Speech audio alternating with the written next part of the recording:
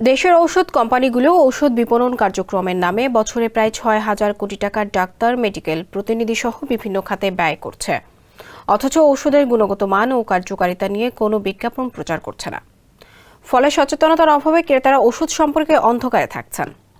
ঔষধ কিনে ভয়ঙ্কর প্রতারণার শিকার হলেও তাদের কোনো প্রতিকার পাওয়ার পথ নেই। ঔষধ কোম্পানির ডাক্তারদের ওপরই তাদের শতভাগ নির্ভর করতে হচ্ছে। বিভিন্ন অসুখে মানুষ পুরনো প্রেসক্রিপশন ধরে ওষুধ কিনে বিপদে পড়ছেন। অন্যদিকে ওষুধ কোম্পানিগুলো অনৈতিক মুনাফা অর্জনের হাতিয়ার হিসেবে ডাক্তারদের ফ্রিজ, টিভি, গাড়ি, ফ্ল্যাট, বিদেশ ভ্রমণ, নগদ টাকা দিয়ে পুরো ঔষধ বাজারকে প্রভাবিত করছে। এই অরাজকতা বন্ধে প্রতিটি ঔষধের গুণগত মান ও কার্যকারিতা নিয়ে জনসচেতনতামূলক বিজ্ঞাপন প্রচার প্রয়োজন, যাতে মানুষ যেন নিজের বুদ্ধি ও বিশ্লেষণের মাধ্যমে জেনে বুঝে প্রয়োজনীয় ঔষধ সেবন করতে পারেন। বিস্তারিত মোহাম্মদ শাহাবুদ্দিন মাহতাবের রিপোর্টে। Double million offer, Walton fridge কিনে পেতে পারেন 20 লক্ষ টাকা, রয়েছে কোটি কোটি টাকার নিশ্চিত উপহার। ওষুধ কোম্পানি প্রভাবিত ডাক্তাররা রোগীদের সচেতনতার অভাবে ইচ্ছেমাফিক অপ্রয়োজনীয় ওষুধ লিখে প্রেসক্রিপশন ভারী করছেন। এতে ওষুধ কোম্পানির অনৈতিক মুনাফা এবং ডাক্তারদের রোজগার বাড়লেও কোটি কোটি মানুষের স্বাস্থ্য সুরক্ষার বিষয়টি উপেক্ষিত থেকে যাচ্ছে। দেশে ওষুধ শিল্পের বিজ্ঞাপন প্রচারে সরকারি নিয়ন্ত্রণ সংস্থা ওষুধ প্রশাসনের আইনগত বাধ্যবাধকতা রয়েছে। কোনো কোম্পানি তার নতুন ওষুধ কিংবা চিকিৎসা পণ্য সম্পর্কে গণমাধ্যমে বিজ্ঞাপন দিয়ে জনগণকে জানাতে পারে না। বিশেষজ্ঞরা ঔষধ প্রশাসন অধিদপ্তরকে বিধিমালা সংশোধন করে ওষুধ কোম্পানিগুলোর বিজ্ঞাপন প্রচারের সুযোগ করে দিতে বলেছেন তারা। ওষুধ কোম্পানিগুলোর আগ্রাসী বাণিজ্যিক তৎপরতার কারণে দেশে মেডিকেল রিপ্রেজেন্টেটিভ নামে লাখো মানুষের একটি পেশাজীবী শ্রেণী গড়ে উঠেছে। তাদের অপতৎপরতায় মানহীন অপ্রয়োজনীয় ওষুধ রোগীর প্রেসক্রিপশনে ঠাঁই পেয়ে যায়।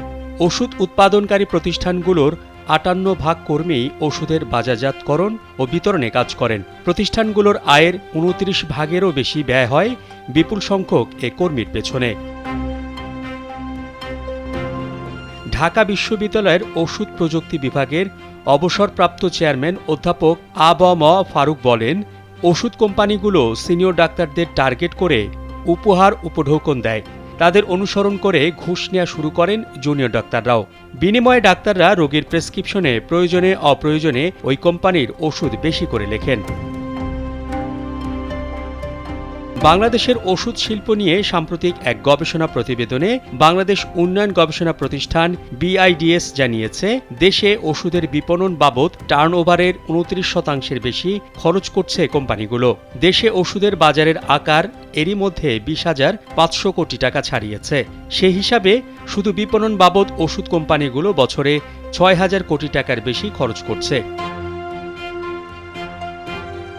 ঢাকা বিশ্ববিদ্যালয়ের স্বাস্থ্য অর্থনীতি ইনস্টিটিউটের অধ্যাপক ডক্টর সৈয়দ আব্দুল হামিদ বলেন, আমাদের চিকিৎসকদের নিয়ন্ত্রণের মধ্যে আনতে হবে। তাদের অধিকাংশই এখন দূষিত হয়ে পড়েছেন। চেম্বারে এসে কোনো পরিশ্রম ছাড়াই টাকা পেয়ে যান।